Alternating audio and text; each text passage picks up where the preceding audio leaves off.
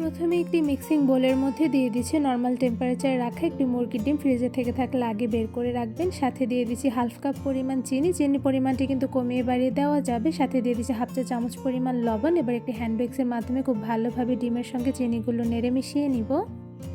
ডিমের সঙ্গে চিনিগুলো খুব ভালোভাবে নেড়ে চিনিগুলো কিন্তু একদম গলিয়ে নিতে হবে। কিছুক্ষণ সময় নিয়ে ডিমের সঙ্গে চিনিগুলো হ্যান্ড উইক্সের মাধ্যমে খুব ভালোভাবে নেড়ে একদম গলিয়ে নিয়েছি। দেখতে পাচ্ছেন চিনিগুলো কিন্তু পুরোপুরি গলে গিয়েছে। এবারে ডিমের মিশ্রণের মধ্যে কিছু শুকনো উপকরণ দিয়ে দেবো। তো এখানে আমি প্রথমে একটি ছাঁকনির উপরে দিয়ে দিচ্ছি ময়দা। এখানে আমি 1 কাপ সাথে আরও হাফ কাপ পরিমাণ ময়দা দিয়ে দিচ্ছি। এবার সাথে দিয়ে দিচ্ছি 1 চা চামচ পরিমাণ বেকিং পাউডার। এবার সবগুলো উপকরণ খুব ভালোভাবে চেলে নিব।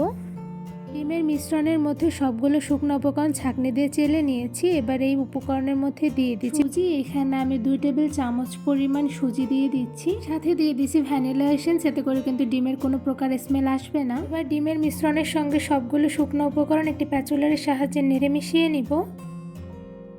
কিছুক্ষণ সময় নিয়ে প্যাচুলারের সাহায্যে ডিমের মিশ্রণের সঙ্গে সবগুলো উপকরণ খুব ভালোভাবে নেড়ে মিশিয়ে নিয়েছি। এবার হাতের সাহায্যে ময়দার ময়ানগুলো খুব ভালোভাবে মুথে নিব। কিছুক্ষণ সময় নিয়ে ময়দার ময়ানগুলো খুব ভালোভাবে হাতের সাহায্যে মুথে নিয়েছি। তো এই পর্যায়ে দেখতেই পাচ্ছেন ময়দার ময়ানগুলো দিয়ে কিন্তু খুব সুন্দরভাবে শক্ত করে একটি ডো তৈরি করে ফেলেছি। কতটুকু পরিমাণে শক্ত রেখে ডোটা তৈরি করে ফেলেছি আশা করি দেখে বুঝতে পারছেন। এবার এই ডো থেকে আমি ছোট সাইজ করে দুটো লিচি কেটে নিব।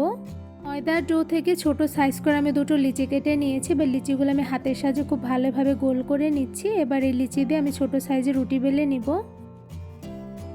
রুটি বেলে নেওয়ার জন্য একটি ফিরের উপর আমি লিচিটা দিয়ে এবার একটি বেলুনের সাহায্যে মিডিয়াম সাইজ করে একটি রুটি বেলে নিব।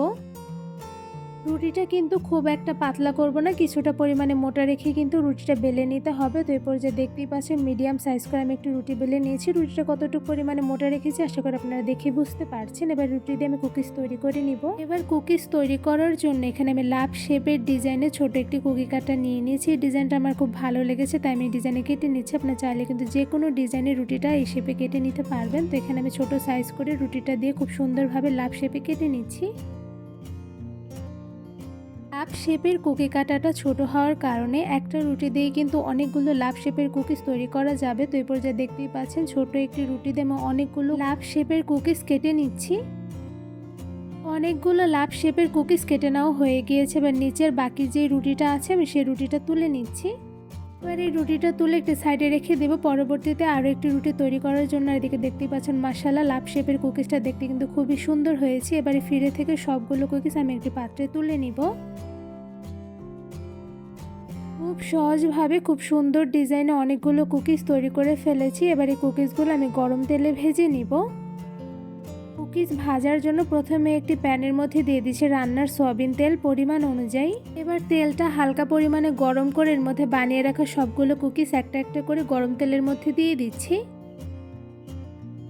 কুকিজ ভাজার জন্য কিন্তু তেলটা একদম মিডিয়াম টু লোতে রেখে খুব সুন্দরভাবে গরম করে নিতে হবে। তো এই পর্যায়ে দেখতেই পাচ্ছেন বানিয়ে রাখা কুকিজগুলো একটা একটা করে হালকা গরম তেলের মধ্যে দিয়ে দিয়েছি। এবার মিডিয়াম আঁচে কিছুক্ষণ সময় নিয়ে কুকিজগুলো ভেজে নিব।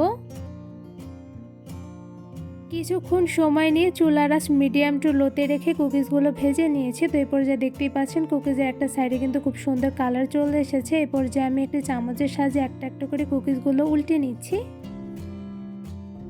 চামচের সাহায্যে কুকিজগুলো একটা একটা করে সবগুলো উল্টে নিয়েছি। আর এদিকে দেখতেই পাচ্ছেন কুকিজগুলো কিন্তু অনেকটা পরিমাণে ফুলকো হয়ে এসেছে। তো এই পর্যায়ে আরও কিছুটা সময় নিয়ে কুকিজগুলো গোল্ডেন ব্রাউন কালার করে ভেজে নিব। কুকিজ ভাজার সময় কুকিজগুলো ফুলকো এবং ক্রিস্পি করে ভেজে নেওয়ার জন্য কিন্তু একটু বেশি সময় নিয়ে কুকিজগুলো ভেজে নিতে হবে। এতে করে কিন্তু ভীষণ পরিমাণে ক্রিস্পি এবং ফুলকো হবে। তো এই পর্যায়ে কিছুক্ষণ সময় নিয়ে কুকিজগুলো ভেজে নেওয়ার পর দেখতেই পাচ্ছেন খুব সুন্দর কালার চলে এসেছে। এই পর্যায়ে আমি আবারও নেড়ে নিচ্ছি।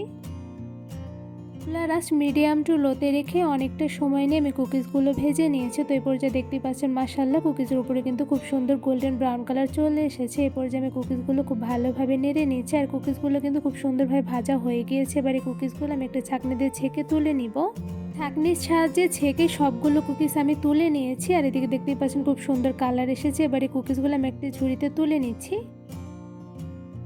মাশাআল্লাহ, ভেজে নেওয়া কুকিজগুলো ভীষণ পরিমাণে ক্রিস্পি হয়েছে। কতটা পরিমাণে ক্রিস্পি হয়েছে আশা করি সাউন্ড শুনে বুঝতে পেরেছেন। সহজভাবে শুধুমাত্র কয়েকটা উপকরণ দিয়ে দারুণ মজাদার একটি কুকিজ বানিয়ে নিলাম, কোনো রকম ঝামেলা ছাড়াই। এই কুকিজগুলো দেখতে কিন্তু মাশাআল্লাহ খুবই সুন্দর হয়েছে, সাথে হয়েছে ভীষণ পরিমাণে ক্রিস্পি। কতটা পরিমাণে ক্রিস্পি হয়েছে আশা করি আপনারা সাউন্ড শুনে বুঝতে পারছেন। কুকিজগুলো কিন্তু শুধু ক্রিস্পি হয়নি, সাথে কিন্তু খেতে ভীষণ পরিমাণে মজাদার হয়েছে। আমি একটা কুকিজ আপনাদের ভেঙে দেখাচ্ছি। এই দেখতেই পাচ্ছেন মাশাআল্লাহ ভিতরে কিন্তু পারফেক্টলি কুকড হয়েছে। এই কুকিজগুলো তৈরি করা কিন্তু খুবই সহজ, ঝটপট বানিয়ে অনেকদিন পর্যন্ত সংরক্ষণ করে রাখা যাবে। মজাদার কুকিজগুলো বিকালের নাস্তায় ঝটপট বানিয়ে চায়ের সঙ্গে খেতে কিন্তু বেশ ভালো লাগবে।